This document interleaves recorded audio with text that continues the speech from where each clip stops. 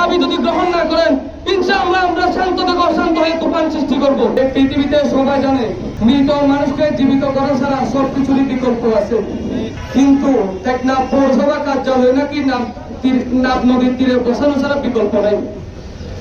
টেকনাফের সকল জনগণ, নাগরিক, ছোট বড় মুরব্বীরা সবাই জানে যে স্থান নাব নদীর তীরে বর্ডার ছেড়ে টেকনাফ পৌরসভা ফোন করতে চাচ্ছে, স্থানটি অনিরাপদ। কিন্তু একজন বিসিএস কাডার, একজন উচ্চ শ্রেণীর কর্মকর্তা, একজন উচ্চ শ্রেণীর রাজনৈতিক মানুষ কেন বুঝতেছে না এই টেকনাফ পৌরসভা নাব নদীর তীরে নিরাপদ নয়?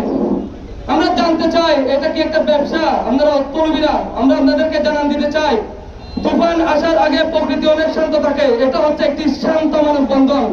তেমনি আপনারা যদি এই মানববন্ধনকে গ্রহণ না করেন, আমাদের দাবি যদি গ্রহণ না করেন ইনশাআল্লাহ আমরা শান্ত থেকে অশান্ত হয়ে তুফান সৃষ্টি করব। এই টেকনাফকে রক্ষা করতে চাই তাহলে অবশ্যই আমাদের টেকনাফ পৌরসভাকে রক্ষা করতে হবে। এই পৌরসভার সাধারণ নাগরিক যারা আছে তারা এখন মাঠে নেমে পড়েছে। তারা চায় তাদের অধিকার আদায়ের জন্য সবসময় মাঠে থাকবে ইনশাআল্লাহ। প্রিয় উপস্থিতি, আমরা দেখেছি ইতিপূর্বে যারা টেকনাফের মানুষকে হয়রানি করেছে, নির্যাতন করেছে, তাদেরকে আমরা বারে বারে জানিয়ে দিতে চাই এখন আর সেই সময় নাই। আমাদের টেকনাফের মানুষ জেগে উঠেছে।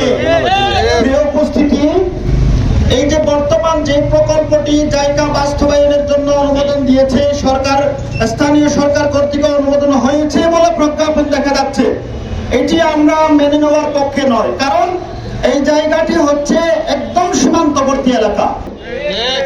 এই পৌরসভা যদি টেকনাফ পৌরসভার মধ্যস্থানে স্থাপন না করা হয় আমাদের লাশের উপর দিয়ে ইনশাআল্লাহ আপনাদের পৌরসভা বসাতে হবে।